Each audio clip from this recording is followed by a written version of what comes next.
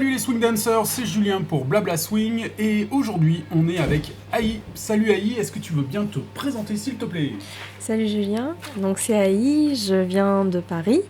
Je suis une danseuse de shag, une jeune danseuse, relativement jeune, mais j'adore ça. Et aujourd'hui, je suis vraiment contente d'être là pour pouvoir peut-être parler un peu plus de shag et puis des autres danses qui swing, qui tournent autour du shag et du indie hop. Voilà. Exactement, et moi je suis très content de pouvoir t'interviewer, de parler enfin du shag parce que pour l'instant Blabla Swing est essentiellement tourné sur le Lindy Hop, mais a pour vocation de couvrir l'ensemble du spectre des danses swing. Et donc le shag, c'est pas la danse la plus répandue en France. Comment est arrivé le coup de cœur, la rencontre avec cette danse-là pour toi? Alors pour moi, ça a été, le destin fait tellement bien les choses. En fait, j'ai commencé à danser l'indie hop il y a 3 ans. Et Fancy Doherty, qui est, j'ai envie de dire, une des plus grandes danseuses du shag qui est en vie sur Terre actuellement, était ma première prof de danse de l'indie hop. Alors déjà, quand je l'ai vue sur le site internet, pour moi, ça a été une évidence. Je me suis dit, mais il faut que je prenne cours avec elle. Je ne sais pas pourquoi. J'ai vu sa photo, je me suis dit, c'est elle. Et au bout de... Mais pourtant, je ne l'ai jamais vu faire de shag jusqu'au mois de mai de l'année scolaire. Un jour, en attendant dans la salle, je la vois faire... je vois ses pieds, mais batifolés dans tous les sens. Je me dis, mais c'est un truc qui ressemble à des claquettes, mais qui ne sont pas des claquettes. Et là, je suis émerveillée. Je lui demande, Fancy, what are you doing? Et là, avec son grand sourire et ses yeux bleus, elle me dit, that's shag. Et voilà, et c'était tout simple. Et après, je vais sur Google, je vais voir ce que c'est, et je découvre tout un univers de danseurs complètement foufou sur une musique complètement faux-folle aussi, qui va avec. Et donc ça, c'était il y a exactement, il y a 2 ans. Il y a 2 ans. Donc voilà. C'est très frais en fait. Oui, c'est très très frais. Ouais. Bien. Juste pour préciser pour nos auditeurs, pour la qualité auditive de cet épisode, on est donc à Erang Dance Camp et on a essayé de trouver l'endroit le plus calme possible, mais c'est un camp de danse. Hein. Donc là, on est dans un des dortoirs et donc les gens vont et viennent, il y a des petits bruits de fond, etc. C'est authentique, disons. Exactement, là, on est dans le jus suédois, 100%. Et alors, arrête-moi si je me trompe, dans le shag, on considère majoritairement 2 danses principales, le Collegiate Shag et le Saint-Louis Shag. Et il y a aussi une autre qui porte l'attribution Shag, mais qui est très éloignée de celle-ci, qui s'appelle le Carolina Shag, qui est plus, pour moi en tout cas, une sorte d'ancêtre du West Coast Swing. Est-ce que tu danses les 3? Et si oui, quelles sont celles que tu préfères? Ou est-ce que... comment tu abordes ce truc-là? Alors, je dirais que j'en danse 2 sur les 3. J'ai déjà fait une initiation de Carolina Shag, mais c'est tellement différent que je pense que ça prend beaucoup de temps avant de comprendre le basique, enfin pour moi. Mais sinon, je danse les 2 et est-ce que tu peux me répéter ta question déjà? J'ai oublié. Mais s'il y en a une que tu préfères... Ah, que je préfère. En fait, est-ce que tu... Alors oui, il y en a une que je préfère clairement, c'est le Collegiate Shag, celle que je pratique le plus et c'est celle que je pense que je propulse, j'essaie de propulser le plus à Paris. Mais étrangement, le Saint-Louis Shag, c'est une danse qui m'apporte, qui m'enrichit beaucoup et qui m'amène à des rencontres et à des opportunités. Enfin, c'est celle qui me fait avancer en fait, le plus, j'ai l'impression. Ah oui. Oui, étrangement, tu vois, c'est par exemple, tu te souviens de notre première rencontre? On s'est rencontrés à Swinging Po. Oui. Et c'était d'ailleurs la première fois que j'étais engagée pour un festival en France pour donner cours. Et j'étais engagée pour donner... Céline et Edgar m'ont engagée pour donner des cours de Saint-Louis Shag. Oui. Tu vois. Et la première compétition où j'ai gagné première place en Shag, c'était aussi du Saint-Louis Shag. D'accord. Donc, étrangement, c'est celle qui me fait avancer à grands pas. Mais le Collegiate Shag, c'est celle qui nourrit mon cœur et mon corps et mon esprit. Voilà. D'accord. Elle est aussi... Est-ce que c'est juste de dire que le Collegiate est un petit peu plus punchy aussi que le Saint-Louis ou je me trompe? Pour moi, les 2 sont très punchy, mais de manière différente. Le Collegiate Shag, ça a beaucoup plus de mobilité, alors que je pense que le Saint-Louis Shag, c'est un peu plus statique. Donc peut-être que dans ce sens-là, c'est peut-être pour ça que tu as l'impression, que tu me dis que c'est plus punchy. Mais c'est vrai qu'en fait, ça va de soi. C'est-à-dire que le Collegiate Shag, brève histoire, historique historique, un petit historique, c'est que, bon, on dit que c'est une danse qui est née sur la côte est, à New York, etc. Mais essentiellement, ça s'est développé sur la côte ouest, en Californie, à Los Angeles. Et c'était vraiment la danse des rebelles, des jeunes de l'époque qui dansaient ça. Il faut remettre en contexte, c'était un peu comme ce qu'a été le rock'n'roll à une certaine époque pour les jeunes, quoi. Donc vraiment, quand je donne une initiation shag, je commence toujours en disant, voilà, il faut vraiment remettre ça en contexte et imaginer que vous êtes des danseurs rebelles qui se croient trop cool et garder cet état d'esprit pendant l'initiation. Je commence toujours à donner les initiations comme ça. Voilà. D'accord. Bon, cool. Et donc, du coup, ça t'a tellement plu, cette danse-là, que t'as été amené rapidement à te déplacer loin pour tout ça. Qu'est-ce que tu peux nous en dire de tes déplacements pour rencontrer le shag ailleurs qu'en France? Et bien en fait, quand j'ai découvert ça en mai 2017, il n'y avait pas de cours de shag à Paris. Donc du coup, en fait, c'était donc la première année se terminait. Sur un coup de tête, je me suis dit, allez, je pars à Erang toute seule. J'ai pris ma petite valise, je me souviens, et en cabine, et puis je suis arrivée. Et là, il y avait un testeur, il y avait des crash courses de shag. Enfin, je pense que je sais pas s'il faut expliquer ce que c'est qu'un crash course. Ce sont des sortes de testeurs en fait, hein. Voilà. C'est notre appellation, mais ici ils appellent ça des crash courses et ailleurs c'est souvent sous l'appellation testeur, c'est-à-dire que c'est multiniveau en fait, il n'y a pas de niveau prérequis. Voilà. Et il y a une thématique qui est donnée et puis tous ceux qui veulent peuvent venir. Exactement. Donc les danseurs volontaires comme nous organisent à la fin de la journée des initiations et donc c'est là où j'ai vraiment appris le basique du shag. Sauf que étrangement, c'est très drôle. J'ai appris le shag en 8 ans en premier d'abord, alors que c'est celui qui est pas dansé le plus aujourd'hui parce que maintenant on pratique plus le shag qu'on danse en 6 temps.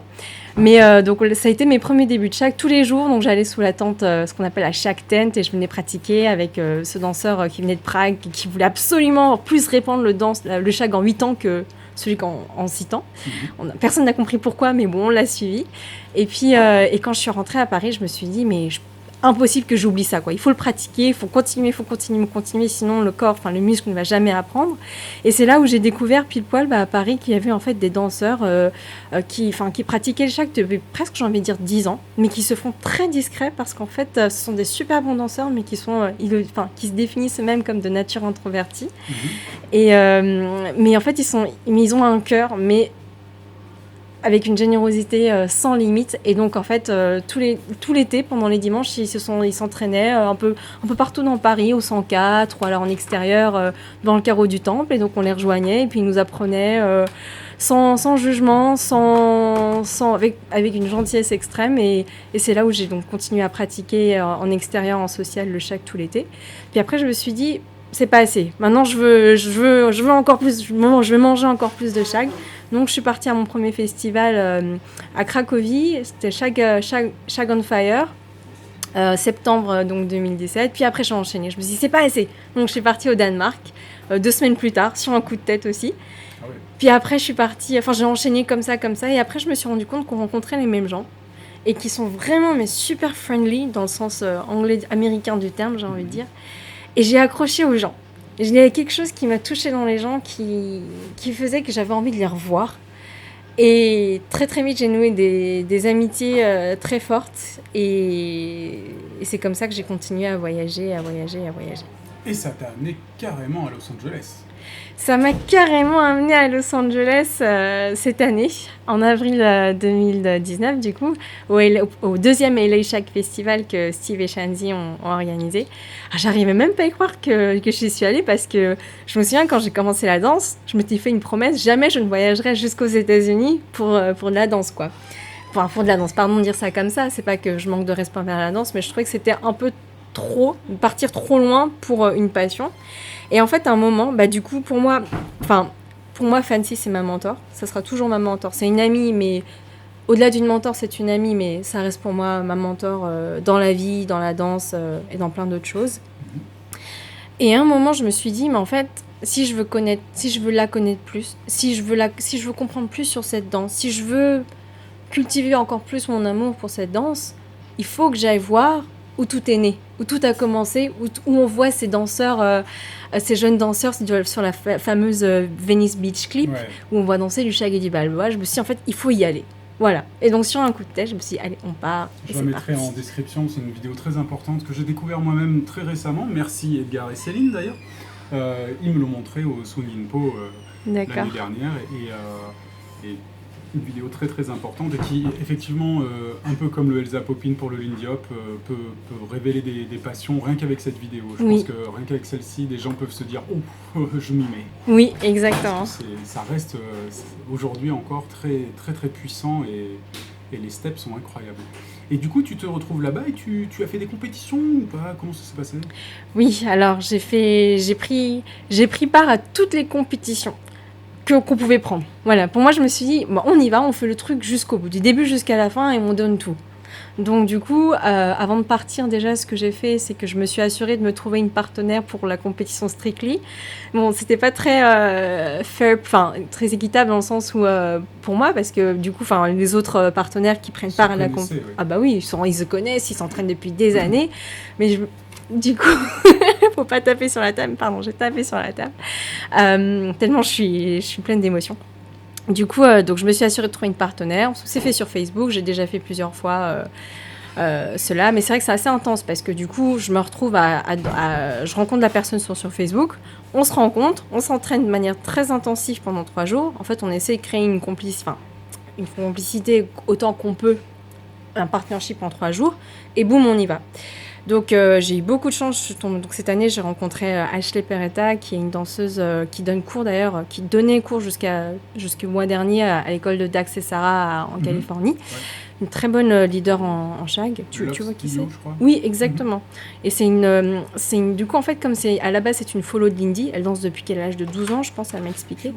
Et bien en fait, elle a cette souplesse dans ses mouvements et cette compréhension de la follow que j'ai envie de dire, peut-être un leader qui ne fait que l'idée n'aurait pas. Oui.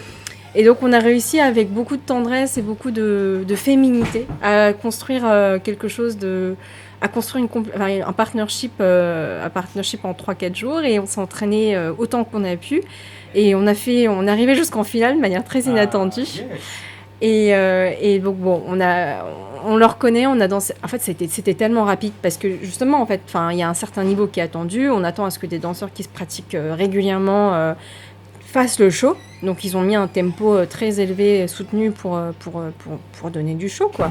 Donc on n'a pas pu vraiment assurer, mais l'expérience n'a pas de prix. Puis après, il y a eu aussi les compétitions avancées. J'aurais jamais cru que je terminerais. J'arriverai jusqu'en finale, mais je suis vraiment reconnaissante à tous les professeurs qui m'ont... Parce que vraiment, ce qu'il faut se rendre compte, c'est que à travers ces voyages, j'ai vraiment fait... C'était des rencontres humaines aussi avec des coachs, des mentors qui m'ont chacun... J'ai l'impression qui m'ont apporté quelque chose. J'ai comme l'impression d'être... peut-être par mes origines japonaises, vous allez comprendre cette métaphore, mais tu te souviens de ces robots un peu que tu payes dans Power Rangers, où tu sais, plusieurs voitures qui se transforment en robots. Bah voilà, j'ai l'impression que vraiment chaque cours particulier ou chaque professeur que j'ai pu avoir m'ont transformé en espèce de Gundam, et j'avais l'impression d'être plus ou moins un Gundam qui, je dis pas confectionné et achevé, mais qui au moins qui tenait sur ses pattes pour pouvoir prêt à affronter la scène californienne. Chacun a contribué à poser une pierre de ton édifice. Exactement. C'est beau tout ça. Et du coup, alors cette scène à Los Angeles, elle est instituée depuis très longtemps. Oui. Et du coup, ça roule, c'est sur des rails, la communauté est importante. Et j'imagine donc que ça doit être très différent quand tu rentres en France et pouf, tu te retrouves avec une communauté, une scène du shag en France qui se réduit à peau de chagrin. Donc est-ce qu'on peut faire un peu un état des lieux de cette map shag de France? Et, si je ne m'abuse, il y a Pau avec Céline et Léa qui bosse vachement en Saint-Louis et Paris, toi? Paris, écoute, et voilà. On a fait le tour, non? Ça y est? Ah non, je pense qu'il ne faut pas chagriner, tout au contraire. Je pense qu'il n'y a rien de plus excitant et de rien de plus excitant de se dire que tout est à construire, en fait. Ouais. Mais est-ce que c'est à peu près ça l'état des lieux en ce moment du shag en France? Ça, en fait, là, j'ai envie de dire... l'année dernière, peut-être que je t'aurais dit ça, l'été dernier. Cette année, ah non, mais à Paris... Ah ouais. J'ai oublié de mentionner Bordeaux. Ça fait des années qu'il y a du shag à Bordeaux avec Audrey Caudran. Ça fait des années. hier, quand on en discutait, quelqu'un me parlait de Lyon aussi, Oui, ça y est, un couple qui oui, commençait à s'y mettre sous l'impulsion ouais, d'Aurélien. Juliette et Nicolas, oui. Donc ouais, si, moi aussi je sens que c'est en train de prendre. Mais je dois dire quand même, il faut beaucoup. Enfin, Fancy, c'est quelqu'un de très modeste et qui a beaucoup d'humilité et elle va me haïr déjà à l'instant. J'espère qu'elle m'entendra pas dire ça parce je sais qu'elle va pas apprécier. Mais je pense, elle est trop modeste et il faut vraiment lui donner le crédit d'avoir. Tu vois, c'est pas un hasard que ça a pris maintenant à Paris, tu vois. C'est-à-dire qu'il y a un an et donc. En septembre 2017, elle a commencé à donner des cours de 6 semaines, des initiations de shag, enfin des cours de shag sur 6 semaines. D'accord. Tu vois, pourquoi ? Parce que c'est comme ça que Steve et Shanzi, c'est comme ça que Steve et Shanzi font. Et pour remettre en contexte, Steve, Fancy, en fait, c'est la. Maintenant, on attribue, tout le monde connaît Steve et Shanzi, mais il faut remettre en contexte que, en fait, Fancy, c'était la première partenaire de danse de Steve. Et moi, j'ai envie de dire, elle raconte pas tout ça, mais pour moi, je le sens, c'est vraiment elle qui a. Tu vois ce que je veux dire ? Elle a construit. Enfin, Steve, il existe aussi parce qu'il a construit beaucoup de choses avec Fancy. Voilà. Elle était très importante. Exactement. C'est indéniable. Et pour Paris aussi. Et donc, c'est à partir du moment où elle a commencé à donner ses sessions de 6 semaines que vraiment les choses ont été propulsées. Au début, elle a commencé à donner ses cours avec Gontran de Montpellier, de Toulouse. Puis après, elle a fait ça avec Alexia. Puis à un moment, Alexia pouvait plus. Et donc, c'est là où en fait, on parlait de son chat. Fancy cherchait un cat-sitter sur Facebook. Et je me souviens que, en fait, comme j'habite en banlieue parisienne, que j'habitais trop loin pour venir tous les jours nourrir son chat. Mais mon instinct, je suis une personne qui fait beaucoup confiance à son instinct. Et je me suis dit, même si elle me prend pas, faut que je lui fasse signe. Faut que je lui dise que je suis là, que je pense à elle et qu'elle peut compter sur moi. Donc je lui ai envoyé un petit message pour lui dire que voilà, s'il a besoin de quelqu'un pour gagner son permis, je suis là. Et de là. Et en fait, mon instinct, je sais pas s'il avait raison, mais ça m'a amené quelque part parce que de là, la conversation a complètement dérivé et elle me dit tout d'un coup, que fais-tu les jeudis ? Et je lui dis, écoute, je ne fais rien, ce qui était un mensonge en réalité parce que je prenais des cours de claquettes. Et là, elle me dit, est-ce que tu veux donner des cours de shag avec moi ? Donc, c'est-à-dire qu'en fait, au bout de 3 mois de shag dans les pieds, à peu près plus ou moins 3 mois après que j'ai commencé à faire mon premier voyage de shag, et je me retrouve en janvier 2018 à donner cours avec Fancy, quoi. Direct dans le bain, boum. Dans le bain, boum. Ouais. Voilà. C'est cool. Maintenant, c'est toi qui, à ton tour, répand la bonne parole aussi. J'ai envie de dire, je fais que... je pense pas que je réponds la bonne parole, mais je dirais que pour moi, en fait, j'ai l'impression d'avoir cette responsabilité de continuer à maintenir ce flambeau que Fancy a allumé, tu vois.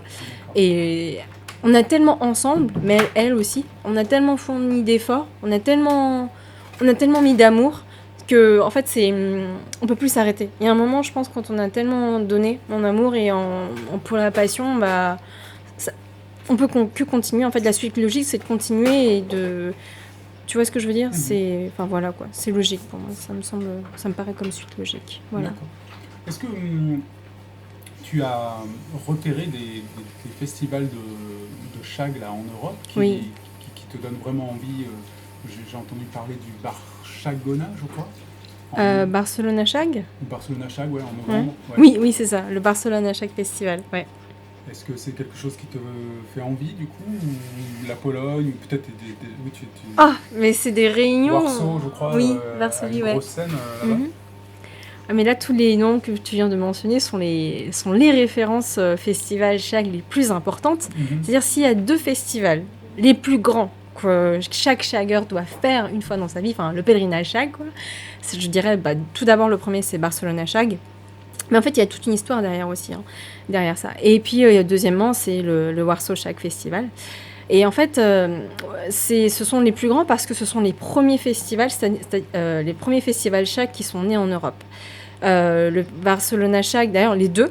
Le Barcelona Shag a fêté ses 5 ans l'an dernier et le Warsaw Shag Festival a fêté ses 5 ans cette année en mai.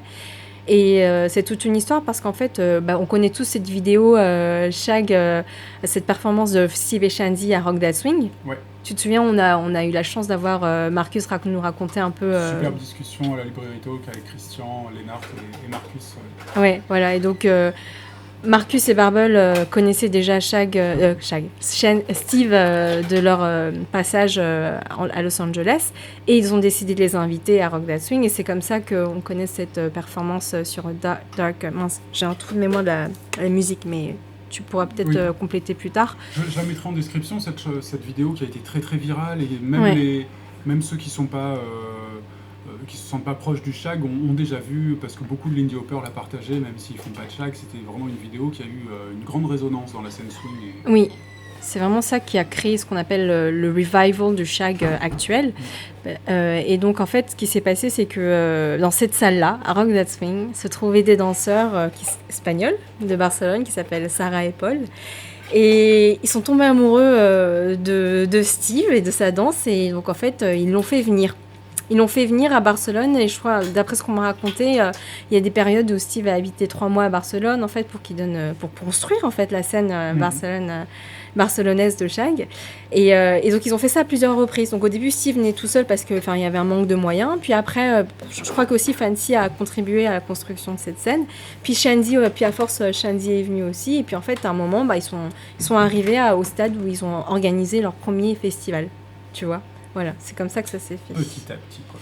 Voilà, donc c'est tout nouveau cette scène, en Europe aussi. D'accord. Et effectivement, en Europe, Marcus et Barbel ont une place hyper importante oui. Ils ont un festival Rock That Swing qui est multidance, qui propose beaucoup de types de danse swing, Lindy Hop, Balboa, shag, boogie. Oui. Donc c'est pas spécifique au shag, mais ils ont toujours eu à cœur de le promouvoir et j'ai pu croiser Marcus sur la scène des Rangs il n'y a pas longtemps, le danser et il a rien perdu et c'est beau à en tomber par terre, c'est vraiment impressionnant. Est-ce que alors moi j'ai une représentation sur cette danse shag, je pense pas être le seul à la voir, donc je vais me faire l'avocat du diable. J'ai l'impression quand même que c'est une danse très physique et qu'il faut être assez jeune pour le faire. Et quand j'ai dit ça à Marcus, il m'a dit son âge et du coup j'ai dit ah ouais non ça tient pas debout ce que je dis en fait, ça tient pas debout. Mais c'est une représentation que j'ai quand même un peu comme pour le boogie, qui sont des danses très énergiques etc. et qui nécessitent une bonne condition physique. Mm-hmm. Quel est ton avis là-dessus? Est-ce que tu partages mon avis? Je te dis, repose-moi la question dans 40 ans. Ouais, non, je rigole. Voir si les genoux sont toujours là. Mais par contre, c'est vrai que je pense que ça dépend aussi dans l'état que tu es, quand tu vois ce que je veux dire, quand tu as un certain âge, parce que je connais dans ces danseurs, tu sais, introvertis parisiens qui m'ont fait découvrir cette danse.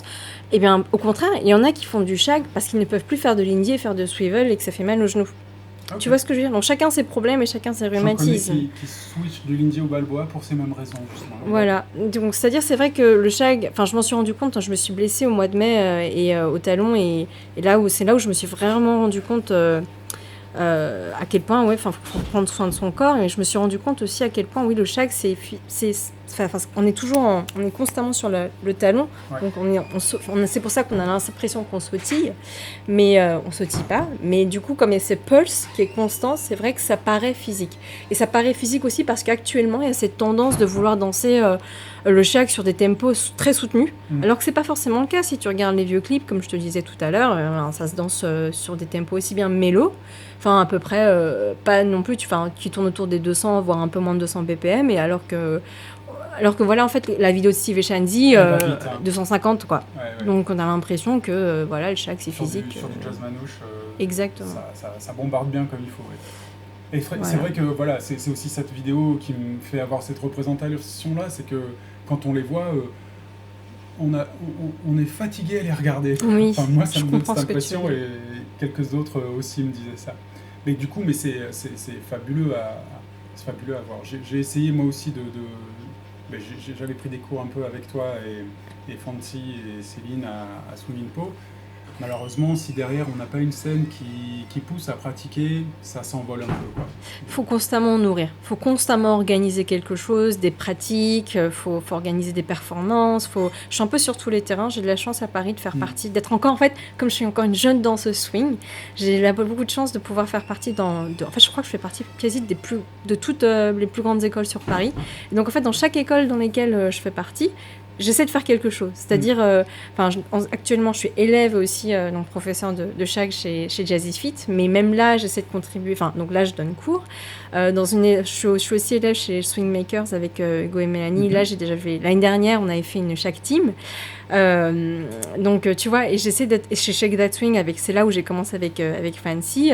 On a fait les cours. On a fait aussi. On a eu la chance de chorégraphier avec Fancy un petit morceau de choré pour la dernière danse de la soirée d'élèves et tout. Donc, j'ai envie de dire, j'essaie d'être là sur tous les terrains pour donner le plus de visibilité possible à cette danse. En fait. Ça fonctionne. C'est pour ça que tu es devant ce micro. C'est qu'il y a quelque chose qui est en train de se passer. En tout cas, moi, je le sens comme ça et je ne suis pas tout seul. Et du coup, je suis ravi que tu sois là pour nous parler de tout ça. On va se diriger doucement vers la fin avec quelques dernières questions sur tes goûts musicaux. Et puis de nous parler un petit peu de cette musique du shag. Est-ce qu'elle est vraiment différente de celle qu'on utilise dans l'indie hop, par exemple? Tout ça, ça reste du jazz swing, mais c'est pas tout à fait le même type de musique quand même. Alors, j'ai envie de dire, c'est un avantage du shag de pouvoir le danser sur plusieurs types de musique. On peut le danser sur du rockabilly, on peut le danser sur de l'électro swing. Enfin, moi, c'est pas vraiment mon goût, mais on peut le faire. Ouais. On peut le danser sur, on peut le danser sur beaucoup plus de rythmes et types de musique variés. Mais à la base, quand même, il faut remettre en contexte, ça reste une danse swing, et c'était dansé, enfin, tu vois ce que je veux dire, il faut remettre en contexte, c'est une danse des années 30, et c'était dansé sur de la musique swing. Après, en fait, la différence, c'est qu'en fait, comme c'est une danse qui est née sur la côte ouest, et que sur la côte ouest, il faut remettre en contexte aussi, les gens n'ont jamais arrêté de danser comparé à la côte est aux États-Unis. Ouais. Tu vois ce que je veux dire? Donc la danse, elle a évolué en même temps que la musique, et je pense que c'est aussi une force de cette danse du shag, c'est que, c'est pour ça qu'on peut la danser avec du rockabilly, enfin, tu vois, elle a continué à vivre avec l'évolution musicale. D'accord. Ouais, voilà. Donc tu vois, si tu vois Steve, d'ailleurs, Steve, c'est un addict du rock'n'roll et il adore. Enfin, tu vas à un cours de Steve de shag, il mettra quasi que de la musique rockabilly et ça me fait beaucoup rire. Ouais. Voilà. Bon, il a la touche aussi, hein. Il a le look. Il a l'attitude. Il a l'attitude 50s à mort, quoi. On dirait que Travolta dans Pulp Fiction s'est inspiré de Steve. Et non pas l'inverse. Et du coup, est-ce que tu as des petits chouchous dans les groupes récents là, qui sortent et qui jouent dans les événements Dans les groupes récents? Ouais. Ah oui, clairement, oui. J'ai ma petite idée, mais c'est vrai si c'est ça. Ouais, vas-y, dis. Alors en fait, tu vas me dire, je reste assez classique, mais les swing shouters, ça m'inspire de dingue. De dingue. Parce qu'ils ont une manière de revisiter, je trouve, parfois avec certains tubes. Et d'ailleurs, je spoil un petit peu, mais cette année, j'ai bossé avec ma shag team que j'ai créée au début d'année avec des gens formidables. Donc on va bientôt performer sur Paris au mois de septembre ou peut-être en novembre. On va faire un clip, on va voir. Et d'ailleurs, on va danser sur les Swing Shouters de Eyes Muggin et ça m'inspire, mais ça me donne des idées. En fait, je vois le scénario, tu vois. Je me fais un petit film de la musique. Voilà. Ouais, c'est vrai qu'ils ont une énergie qui colle bien au shag, ça c'est sûr. Ouais. Voilà. Je pensais plus au groupe lituanien The Schwings. Ah, les Schwings. Oui, à l'international, oui. Qui sont utilisés aussi, qui sont très shag en fait dans leur approche musicale. Je trouve. Enfin, ça colle bien à cette danse. Exactement. Avec ce saxophone très grave là qui fait tu as raison. Leur signature. On se dirige gentiment vers la fin. Petite dernière question, Aïe. Qu'est-ce que tu conseillerais à un débutante qui se lance dans le shag? Est-ce que tu aurais un conseil à leur donner? Oui. Ah oui, enfin j'en ai plein, mais je vais essayer de me contenir. En fait, le shag, j'aimerais que... Il faut se dire, c'est pas... En fait, c'est une danse qui vient enrichir votre vocabulaire swing. C'est-à-dire que si vous allez à Los Angeles, c'est quelque chose qui m'a frappé, c'est qu'il n'y a pas vraiment une danse, une scène shag, j'ai l'impression. C'est plus en fait, il y a une danse, il y a une scène swing, et les gens dansent un peu tout selon la musique, selon ce que la musique les inspire. Donc ils vont danser du balboa, ils vont danser du shag, ils vont danser du lindy, et vraiment j'ai envie de, ce que j'aimerais transmettre, c'est juste que le shag, c'est comme une danse qui viendrait enrichir votre vocabulaire comme de la même manière qu'on apprend l'anglais pour pouvoir communiquer avec davantage de personnes à l'international. Tu vois ce que je veux dire? D'accord. Donc voilà, donc vraiment j'aimerais bien que les gens se disent, ne mettent pas trop de cloisons entre les danses, que ce soit le collégial shag ou Saint-Louis shag, mais que ce soit juste vraiment des pas qui viennent amener un peu de coriandre et de basilic ou je ne sais quelle épice dans leur danse. Et donc du coup, je spoil un petit peu aussi. Normalement, cette année, j'ai le projet encore avant la fin de l'année d'organiser sur Paris un petit workshop shag pour justement, mais pas dans le but de me dire je veux construire une scène shag et promouvoir ça, juste dans le but de promouvoir encore plus de swing sur Paris et de montrer qu'il y a encore plus de possibilités de s'amuser en fait. Ouais. Voilà. Oui, c'est pas la même vision du coup comme ça. Ouais. Eh bien, merci beaucoup Aïe Merci pour à cette toi, interview. Julien. Et puis longue vie au développement du shag en France et ailleurs. Ouais. Et la suite dans un autre épisode. Merci beaucoup. Merci à toi.